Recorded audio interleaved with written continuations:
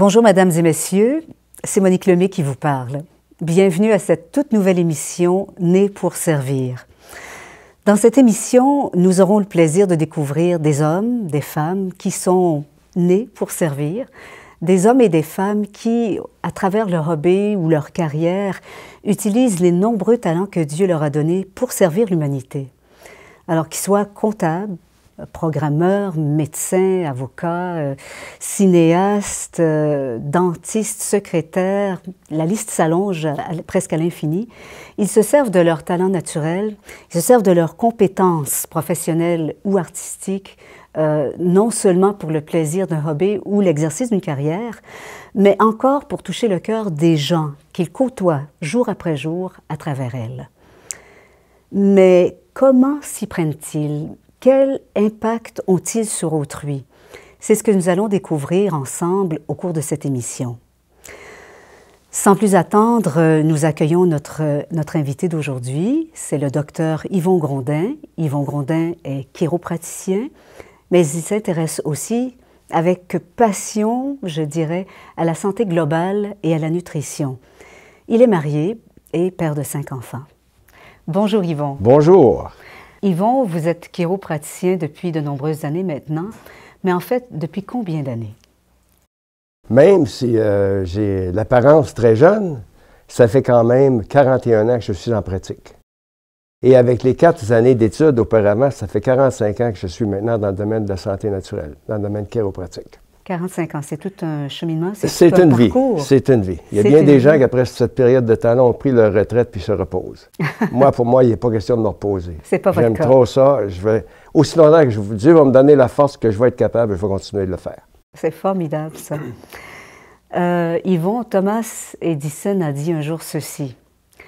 Le docteur du futur, le chiropraticien, ne donnera aucun médicament, mais intéressera ses patients aux soins de la charpente humaine, la chiropratique, à l'alimentation, à la cause et à la prévention de la maladie. Yvon, est-ce que ce serait une citation comme celle-ci qui vous a poussé à devenir chiropraticien? Eh bien, je trouve que c'est une très belle citation, mais quand il fut le temps de choisir ma carrière, je ne connaissais pas cette citation. Donc, ce n'est pas ça qui m'a emmené à la chiropratique. C'est plutôt l'expérience personnelle que nous avons eue à la maison avec mes parents. Mes parents, c'était des gens qui étaient du côté naturel, qui pensaient aux choses naturelles, qui connaissaient les choses naturelles. Donc, dans la maladie, il n'était pas question de prendre des médicaments. Chez nous, ça n'existait pas. C'était le remède de grand-mère qu'on appelait dans le temps. C'était les remèdes d'eau chaude, de glace, de froid, de repos, de toutes sortes de mouches de moutarde, et ainsi de suite. Vous connaissez la liste. Dans cette période de temps, tout le monde a entendu parler. Chez nous, avant de prendre, j'avais 18 ou 19 ans avant de prendre une aspirine, je ne connaissais pas ça. Donc, c'est cette expérience-là vraiment qui m'a amené à l'expérience chiropratique. Au moment d'entreprendre vos études supérieures, est-ce que vous avez hésité entre un certain nombre de carrières? Si je vous pose la question, c'est qu'aujourd'hui, en tout cas, il arrive qu'on voit souvent que des jeunes, s'inscrivent à un programme, soit universitaire ou professionnel, et puis qu'après un certain temps, peut-être 1 année ou 2 ou 3 même parfois, ils se rendent compte que c'est pas tout à fait ce qu'ils voulaient faire. J'ai à l'esprit l'exemple d'une femme, par exemple, qui s'était inscrite à l'université en musique, et après 1 année, elle a dit qu'elle ne sentait pas qu'elle s'accomplissait, il n'y avait pas assez de défis pour elle dans cette future carrière. Alors, ce qu'elle a fait avec le conseil de certains amis, elle a réfléchi et tout, le pour, le contre, et elle s'est inscrite à des cours de soins infirmiers. Aujourd'hui, elle est infirmière. Elle est extrêmement heureuse dans cette nouvelle carrière, et alors qu'on n'aurait jamais cru auparavant qu'elle aurait été, disons, qu'elle aurait eu les capacités de faire ce genre de métier. C'est un peu mon histoire. Moi aussi, j'ai commencé dans un cours complètement à l'opposé de ce que je fais maintenant. J'étais parti pour m'en aller dans les chiffres. Ah bon? Je voulais faire un baccalauréat en administration. Mais après 6 mois, 1 an, j'ai réalisé que les chiffres, non, les chiffres, ça n'allait pas avec moi du tout. Les chiffres, il manquait quelque chose aux chiffres qui m'apportait vraiment de satisfaction personnelle. Et dans cette même période de temps-là, il y a ma sœur qui a connu l'expérience de se faire traiter par un chiropraticien Alors qu'elle était très jeune, elle était tombée hors d'une automobile qui était en marche. Elle était tombée sur le pavé. Donc, ça avait créé chez elle une commotion et ça avait créé des problèmes cervicaux. De telle sorte qu'elle avait des maux de tête terribles. Et ça a duré pendant une période de 12 ans. Donc, vous voulez nous dire que ces maux de tête-là étaient devenus chroniques? Ah, chroniques, puis très, très sévères. À ce moment-là, mes parents avaient vu toutes sortes de spécialistes, peu importe le domaine, ils avaient tout fait pour essayer de trouver une solution, jusqu'au moment donné où ils ont décidé d'aller voir un chiro, qui était très peu connu à l'époque, on recule quand même dans les années 1960. Et ça fut une surprise incroyable de réaliser qu'après quelques traitements, après un mois de traitement, les maux de tête étaient totalement disparus, complètement disparus. Oh. Et à ce moment-là, moi, j'étais en recherche. Je recherchais vraiment une profession dans laquelle je me sentirais bien, je me sentirais heureux, puis que ça toucherait le côté humain, plus que le côté mathématique ou le côté qui est extérieur, si vous voulez, à l'être humain. Donc, c'est vraiment l'aspect humain qui vous intéresse c'est la première chose qui m'a intéressé. Puis j'ai senti à ce moment-là que moi, ma vie serait dans cette direction-là. À ce moment-là, j'ai rencontré le chiropraticien qui l'avait traité pour en savoir plus, pour savoir ce qu'il avait fait, puis comment il avait trouvé le problème. Et ça m'a touché profondément. Je lui ai alors dit, tu vas m'inscrire à l'école. Tu vas écrire à l'école. Une passion là, qui s'éveillait. Une passion qui est née immédiatement. J'ai senti que ce côté-là de la médecine m'intéressait énormément. C'était un côté mécanique, donc j'étais très manuel. Ça m'intéressait énormément. C'est à ce moment-là que j'ai décidé de faire le pas. J'ai envoyé un curriculum vitae à l'école. Ils m'ont répondu. Ils m'ont accepté pour des examens. J'ai passé les examens et j'ai commencé le cours avec enthousiasme. C'est quelque chose, ça? C'est quelque chose, C'est quelque chose d'avoir cette détermination-là à partir d'un accident, finalement, qui est arrivé dans votre famille. C'est ça, un accident. C'est pour dire que Dieu nous conduit tout le temps. Il y a toujours une petite lumière en dedans qui va nous amener, si on l'écoute, qui va nous amener dans la direction où ce qu'on veut aller, ce qu'on doit aller, que je pourrais dire. Yvon, vous vous passionnez donc pour la chiropratique, mais aussi pour la nutrition. J'ai appris ça un petit peu en parlant avec vous. Est-ce que c'est cet aspect de la santé qui vous a intéressé dès le début? Est-ce que vraiment c'est ça qui vous a dit, bon, j'y vais là-dedans? Quoiqu'avec ce que vous venez de nous dire, on voit qu'il y a un peu autre chose, mais quand même, est-ce qu'il y avait cet aspect-là ou vous vous y êtes intéressé que beaucoup plus tard? Je pourrais dire qu'au début, non. C'est pas ce qui m'a amené à la chiropratique. Comme je vous disais, c'est vraiment l'expérience que j'ai vécue avec ma sœur Suzanne. Mais après, quand je suis allé à l'école et j'ai découvert cet aspect qui couvrait l'ensemble global de la santé, l'aspect alimentaire, l'aspect exercice, l'aspect repos, l'aspect stress et l'aspect structure vertébrale, j'ai compris que tous ces éléments-là étaient excessivement importants dans la santé. C'est pour ça que, aussitôt que je suis arrivé en santé, les patients entraient chez moi, puis aussitôt je leur parlais de l'alimentation, je m'interrogeais sur leurs conditions alimentaires, sur leur exercice. Je m'intéressais à ce qu'ils faisaient et à ce qui pouvait les rendre malades, parce que je savais que tous ces éléments-là, même si à l'époque c'était très peu connu, je savais que tous ces éléments-là pouvaient jouer un rôle principal dans sa santé. Vous avez fait ça dès le début de votre pratique, donc auprès de vos patients? Dès le début de ma pratique. Puis moi aussi, j'avais vécu une expérience par rapport à l'alimentation qui était vraiment extraordinaire. C'est que tout le temps que j'ai été étudiant, je mangeais mal parce que je n'avais pas le temps. Je devais travailler, je devais étudier. Donc, je mangeais dans les fast-foods, je mangeais à gauche et à droite. Et quand je suis sorti de l'école, j'étais moi-même très malade. Très malade. J'avais vécu une expérience qui était très douloureuse et très dégénérescente, pourrais-je dire. Donc, j'ai dû entreprendre moi-même un cheminement au niveau de l'alimentation pour reconquérir ma santé. Cette santé-là, elle vous est précieuse, vous en parlez à vos patients. Est-ce que vous abordez cet aspect sous forme des 8 lois de la santé dont on parle tant aujourd'hui? Oui. C'est, sans contredire, un élément très important. Dans mes consultations, toujours dans mes consultations, je ferai toujours allusion aux choses principales de la vie du patient. Peu importe la raison pour laquelle il vient me voir, que ce soit pour un mal de dos, pour un mal de tête, pour une névralgie brachiale, peu importe, je vais toujours m'interroger sur son mode de vie, à savoir si ça ne pourrait pas avoir une influence sur sa condition. Comment votre patient réagit-il? Est-ce que, on parle toujours d'une façon générale, globale, est-ce qu'il accepte bien cette approche de la santé que vous lui offrez? Disons que ce n'est pas évident. Aujourd'hui, on en parle plus. Mais si on recule il y a 20 ans, quelqu'un qui venait me voir pour un mal de dos était très surpris de voir que je lui donnais une diète. Il pouvait vous dire, c'est pas pour ça que je suis venu vous voir. C'est ça, exactement. Puis il y a bien des gens qui s'en allaient chez eux parce qu'ils disaient, ce gars-là, je ne sais pas de quoi il pense, comment il travaille, mais ça n'a aucune espèce de cohérence avec le problème que j'ai. Donc à ce moment-là, c'était plus difficile. Mais aujourd'hui, les gens s'attendent plus à ce qu'on leur pose ce genre de questions parce qu'ils l'entendent à la radio, ils l'entendent à la télévision. Donc, il suppose qu'un praticien va s'interroger sur ces questions-là. Donc, ils s'y attendent et peut-être qu'ils l'espèrent oui. même. Maintenant, c'est plus facile. C'est pas facile de changer les habitudes des patients parce qu'ils sont tellement pressés, puis ils n'ont plus le temps de s'arrêter, puis ils n'ont plus le temps de s'arrêter pour faire l'alimentation. C'est pas simple de changer l'habitude, mais d'en parler, puis d'essayer d'améliorer, sont tous prêts à le faire, à condition que ça ne soit pas trop dur. Ces 8 lois de la santé, Yvon, est-ce que vous pourriez nous les nommer comme ça tout de suite, là? Bien sûr que je pourrais le faire. Et je vais même vous donner un acronyme qui va vous aider à les retenir.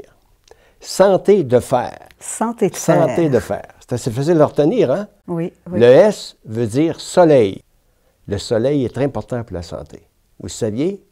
Probablement pas, parce que tout le monde essaie de vous faire croire le contraire. Ça donne le cancer, le soleil. Pourtant, c'est bien utile à la santé. L'air. On sait tous que l'air est important pour tout le monde. La nutrition. Donc, nutrition pour la lettre N. Pour la lettre N. Si vous mettez du mauvais gaz dans votre automobile, comment est-ce qu'elle va fonctionner? Vous savez que mon beau-père a déjà fait ça par accident. Hein? Oui. Il était à la station-service et puis il s'est trompé de pompe. Il a mis du diesel dans sa voiture. Oui. C'est pour vous dire que la voiture n'a pas été très loin. C'est ça. Bien, pour la nutrition, c'est exactement la même chose. Notre corps a besoin d'éléments essentiels pour fonctionner. Donc, si à travers ce qu'on mange, on ne lui donne pas ce qu'il a de besoin, il ne peut pas fonctionner. Surtout, il ne peut pas guérir, il ne peut pas remplacer les cellules qui sont usées, il ne peut pas être en santé. Le T pour la tempérance. Boy, on sait tous que la tempérance est importante. Imaginez l'alcoolique, par exemple. Imaginez celui qui boit tous les jours. Est-ce qu'il peut être vraiment en santé? Imaginez celui qui mange des graisses à outrance. Est-ce que lui-même, lui, peut être en santé? Surtout qu'aujourd'hui, on parle énormément de malbouffe, de tous ces aliments qui, finalement, nous rendent plus malades qu'en santé. C'est ça. Pensez au sucre. Est-ce que les gens qui mangent énormément de sucre peuvent être en santé? Le E pour l'eau. Nous avons besoin de 2 litres d'eau par jour pour fonctionner. Savez-vous combien de litres d'eau vous dépensez seulement quand vous dormez? Non. Non, vous dépensez 1 litre d'eau quand vous dormez. Ah, tant que C'est ça. donc dire que cette eau-là doit être remplacée. Nous avons besoin d'eau pour fonctionner. Fer, la foi. La foi, c'est une dimension que peu de gens considèrent dans la santé. Jamais vous allez aller voir le médecin ou un chirurgue qui va dire, bien, tu crois-tu que tu peux guérir ou tu crois-tu que tu peux être en santé? Si tu pries, ça, c'est des questions qu'il n'y a pas un praticien qui va vous poser. Le, pour faire, le, c'est pour l'exercice. Nous savons tous que l'exercice, c'est le moyen essentiel de transporter ce que nous mangeons. Autrement dit, si vous pourriez manger les meilleurs aliments du monde, si vous ne faites pas d'exercice, vos organes n'en bénéficieront pas. D'accord. Parce que l'exercice, c'est le moyen de transporter l'alimentation et bien d'autres choses encore. Et le R pour le repos. Vous pouvez faire toutes sortes de choses pour votre santé, mais pour rétablir l'équilibre de votre système nerveux, la seule chose que vous pouvez faire, c'est le repos. Il n'y a aucune autre chose qui va rétablir l'équilibre de votre système nerveux. C'est à retenir. C'est à retenir ces éléments de la santé. C'est extrêmement intéressant et ceci m'amène, chers téléspectateurs, à vous convier, à vous inviter à écouter une série qui a été produite par l'équipe Mieux Vivre, une série qui traite des 8 lois de la santé. Vous pouvez vous procurer ces séries également à la boutique de Mieux Vivre, à mieuxvivre.org. Nous vous reviendrons là-dessus un petit peu plus tard. Je reviens à vous, Yvon. Vous avez parlé dans votre acronyme Santé de fer, il y a la foi. Ce qui m'amène à vous parler de vous sur le plan spirituel. On sait que vous êtes un chrétien engagé, c'est quelque chose dont on a déjà eu l'occasion de parler ensemble. Est-ce que vous pourriez nous raconter en quelques mots votre cheminement spirituel? Par exemple, à quel moment est-ce que vous avez accepté Jésus dans votre vie comme sauveur? Est-ce que, à partir de ce moment-là, votre foi a donné une nouvelle dimension à votre pratique? Disons que à partir du moment où ce que vous prenez conscience qu'il y a une autre dimension à la vie physique, vous prenez que cette conscience pour vous-même. Vous réalisez que cette conscience-là existe sur les patients. Vous réalisez que les gens aussi ont une autre dimension qui est simplement la dimension physique. Et les plupart de nos scientifiques, quand ils voient un patient arriver dans leur bureau, vont surtout s'interroger sur le pourquoi ils sont malades. Ils vont essayer de trouver la raison pourquoi le patient est malade, à travers toutes sortes de techniques que nous connaissons aujourd'hui, qui sont de plus en plus scientifiques. Ils vont essayer d'abord de traiter le patient, la condition du patient. Mais souvent, le patient est oublié. On s'occupe de la condition, mais on ne s'occupe pas du patient. Et la découverte de l'amour de Jésus, c'est ce qui a fait la grande différence dans mon bureau. C'est qu'à partir du moment où j'ai découvert que Dieu faisait partie de la dimension du patient aussi, j'ai commencé à traiter cette personne-là comme un être humain. Est-ce que ce cheminement personnel, parce que vous dites que vous avez découvert Dieu, est-ce que c'est quelque chose qui existait déjà, par exemple, quand vous êtes inscrit à l'école de chiropratique, ou c'est quelque chose qui est venu avec les années, à force de recherche ou de contact avec les gens? Je pourrais dire que la vie spirituelle, ça a toujours été une chose importante dans ma famille. Ah, d'accord. Le côté spirituel, familial, c'est quelque chose que nous avons toujours vécu. La religion, le questionnement sur Dieu, sur Jésus, c'est quelque chose qui était ouvert à la maison. On en parlait constamment. La prière était là aussi. Généralement, la prière était courante dans la maison. C'était quelque chose de bien présent. Oui, c'était quelque chose de bien présenté. Donc, ça a amorcé quelque chose à l'intérieur de moi pour une période de temps. Mais rendu à la période de l'adolescence, comme à peu près tout le monde, on veut découvrir le monde. Donc, pour une certaine phase de ma vie, j'ai délaissé ce côté-là spirituel pour aller voir ailleurs, pour voir ce qui se passait. On dit souvent, si jeunesse savait, si vieillesse pouvait. C'est ça. Mais la déception fut très grande. Donc, je me suis mis à rechercher une réponse au questionnement que le monde ne peut pas répondre sur le sens de la vie. Donc, je ne savais pas trop comment m'orienter à l'époque, mais à ce moment-là, je me suis marié. Ah, le grand amour. Le grand amour est arrivé dans ma vie. Et ensemble, moi et ma femme avait eu presque la même éducation, et même encore plus spirituelle que chez moi.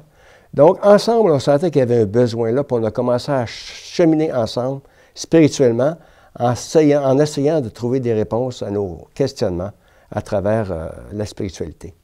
Ça, c'est vraiment quelque chose d'intéressant. Donc, un cheminement en partie seul, mais en partie à deux. À deux. Quand vous vous êtes mariés, quand vous avez cheminé ensemble avec votre femme. Est-ce qu'il y a, à travers ce parcours, quelque chose que vous avez fait? Par exemple, vous êtes-vous dirigé vers des gens ou des écrits, vers une source de spiritualité qui a été valable dans votre cheminement? Oui, je vais vous conter une petite anecdote. Un jour, dans mon bureau, il arrive une personne, une femme. Donc, c'est quand vous exerciez, oui, là? Quand j'exerçais, qui se met à me poser des questions sur le sens de ma vie. Elle se met à s'interroger. Est-ce que vous savez ce que vous allez? Vraiment des questions qui étaient très pertinentes sur la vie. Et un jour, elle me donne le conseil pour avoir une réponse sur laquelle je m'interrogeais, vous devriez lire le livre aux Hébreux dans la parole de Dieu, dans la Bible. Ah oui. Fait qu'arrivé chez moi, je me mets à fouiller partout pour essayer de trouver une Bible. Je ne connaissais pas ça, une Bible. Je n'avais jamais entendu parler de ça, ou très peu. De toute façon, ce n'était pas dans mes habitudes de lire la parole de Dieu. Après que j'ai lu Hébreux, il y a quelque chose qui s'est passé dans ma vie. J'ai compris que là se trouveraient les réponses de tous mes questionnements. Ça a été comme, si je comprends bien ce que vous me dites, comme un point tournant. C'est un point tournant. À ce moment-là, j'ai commencé à chercher les réponses existentielles dans la parole de Dieu. Et ce fut un bénéfice incroyable. Non, ça, c'est vraiment formidable. Donc, vous avez toujours eu ce background, si je peux dire, spirituel. vous avez cheminé personnellement et aujourd'hui, on peut penser que tout ça vous a amené à vous intéresser aussi à la santé spirituelle de vos patients. Maintenant, comment un chiropraticien s'y prend? Comment il peut amener les gens à s'intéresser au Seigneur, à s'intéresser à ce qui est spirituel, sans enfreindre toutefois l'éthique professionnelle? C'est une chose assez complexe, parce que de plus en plus les gens sont sécularisés. De plus en plus les gens c'est-à-dire ils ont de moins en moins d'intérêt pour les choses spirituelles. Mais par contre, ils ont un questionnement, eux autres aussi. Donc, si on se place dans une situation où ce qu'on leur pose des questions, puis qu'on attend de voir leurs réponses, et que sur leurs réponses, on va un petit peu plus loin, puis on leur pose d'autres questions, on réalise que souvent, ils sont dans le noir, puis ils ne savent pas où ce qu'ils vont.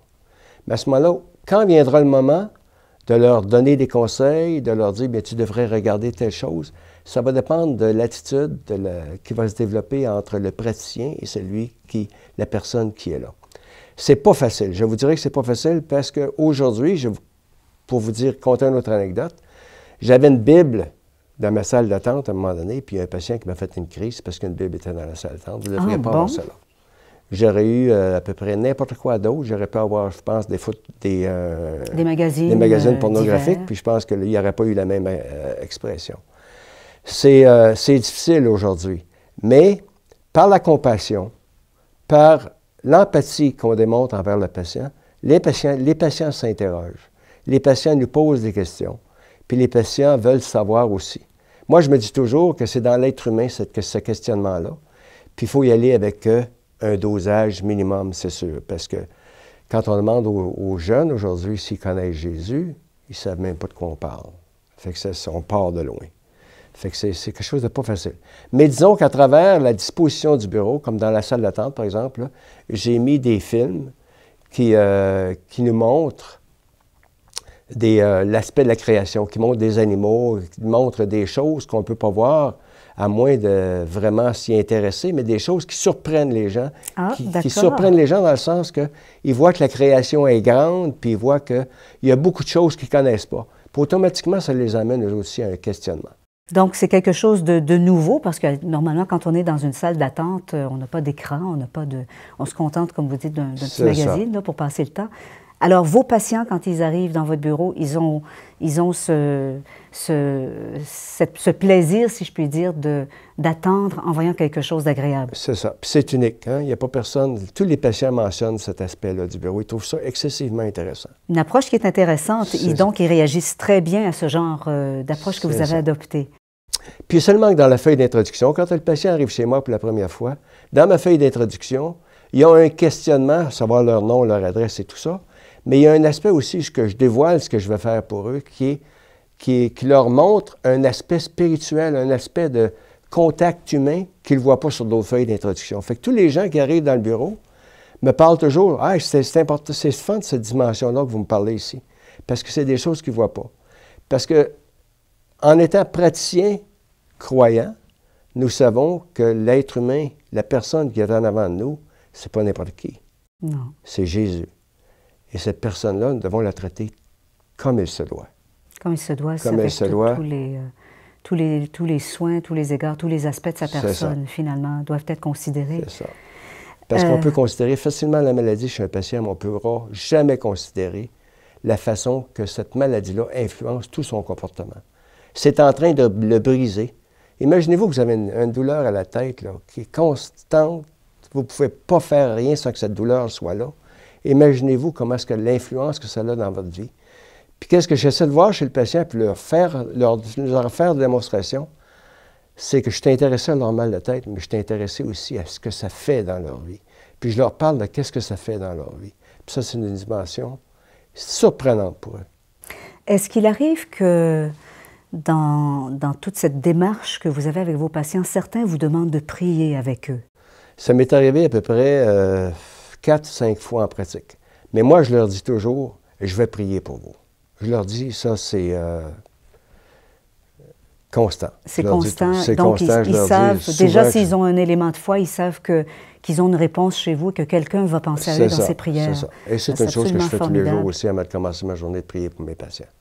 Est-ce que certains de vos patients vous ont manifesté, comment je dirais ça donc, il y a un impact certain dans ce que vous faites, dans votre approche avec eux. Est-ce que certains vous ont manifesté leur bonheur d'avoir pu discuter de certaines choses avec vous, d'avoir vu un autre aspect de la vie qu'ils peut-être ne connaissaient pas? Oui, souvent avec des patients, parce que dans la santé, il y a toujours l'aspect humain qui entre en ligne de compte. Puis souvent, les patients vont avoir tendance à nous parler de leurs problèmes vraiment sérieux, leurs problèmes de couple, leurs problèmes qu'ils ont avec leurs enfants, les problèmes qu'ils ont avec la société. Ils sont toujours en train de nous parler de ces problèmes-là. Puis moi, souvent, je vais leur conseiller de lire un livre de la Bible. Comme la personne qui m'avait parlé m'avait conseillé de lire un livre de la Bible. Comme elle l'avait fait pour vous. C'est ça. Puis il y a une personne dernièrement qui est d'un certain âge, 63 ans, qui avait abandonné la Bible depuis très longtemps au profit des autres avenues spirituelles, qui m'a dit, savez-vous, je n'avais jamais pensé à ça. Puis quand elle est revenue, elle m'a dit, c'est vous, c'est intéressant, je n'avais jamais vu ça de cet angle-là. Et cette dimension-là, on la voit, oui, assez fréquemment. Et souvent, les patients vont dire oui, mais on sait qu'ils ne regarderont pas plus qu'il faut. Oui, évidemment, puisque ça demeure très personnel à chacun, la façon dont la personne voit la chose. Parfois, ça vient beaucoup plus tard aussi, j'imagine. C'est pas tout le monde qui arrive au même moment où il s'intéresse aux choses spirituelles, à Dieu, à ce que ça peut faire dans sa vie. C'est ça. Mais chacun a son propre chemin, finalement. C'est ça, c'est ça. Écoutez, c'est vraiment passionnant ce que vous nous dites là. Ça nous apprend des choses. Ça nous montre que vous êtes nés pour servir, que vous acceptez, que vous exploitez les talents que Dieu vous a donnés pour soulager la souffrance physique, mais aussi la souffrance spirituelle. Ouais. En terminant, quelle est votre devise par rapport à votre profession? Il peut s'agir d'une maxime, d'une citation, d'un auteur favori ou même d'un verset biblique. Qu'est-ce qui vous donne cette énergie d'exercer votre chiropratique avec tous les aspects dont on a mentionné? D'abord, je devrais dire que la connaissance de Jésus m'a amené à une dimension différente de ce que je faisais auparavant. Cette dimension, c'est que maintenant, quand je reçois un patient dans mon bureau, je ne reçois plus une condition. Je ne reçois plus un malaise. Je ne reçois plus quelqu'un qui a mal. Je ne reçois plus une maladie. Je reçois d'abord un patient qui a mal. Et ça vient du verset biblique « Tu aimeras ton prochain comme toi-même ». Tu aimeras ton prochain comme toi-même, ça veut dire que tu vas recevoir le patient comme tu aimerais être reçu quand tu es dans la pire condition. Quand tu te sens déprimé, tu te sens vexé, tu te sens blessé par ta condition. Quand tu sens que tu n'as plus de force, que tu as besoin de te remettre dans les mains de quelqu'un d'autre. Comment est-ce qu'on aimerait que ce patient-là soit traité si j'étais moi-même le patient? Donc, c'est ce que j'essaie de faire avec mes patients dans le bureau, les recevoir d'abord comme des gens qui souffrent. Avec comme appui ce verset, tu aimeras ton prochain comme toi-même, et qui s'accorde très bien avec la règle d'or, le verset qui dit « Faites aux autres ce que vous aimeriez qu'ils fassent pour vous-même ». Exactement. Yvon Grondin, merci beaucoup d'avoir été parmi nous aujourd'hui. Ça a été formidable, extrêmement enrichissant. Ça fait une belle expérience pour moi aussi. Merci beaucoup. Merci à vous. Chers téléspectateurs, je vous rappelle que nous avons reçu aujourd'hui Yvon Grondin, docteur en chiropratique. Je vous rappelle également que vous pouvez vous procurer cette émission que vous venez d'entendre et toute autre émission produite par l'équipe de Mieux Vivre à la boutique Mieux Vivre, dont je vous donne l'adresse immédiatement, www.mieuxvivre.org. Merci d'avoir été avec nous, merci d'avoir été là. Je vous attends pour notre prochaine émission « Nés pour servir ».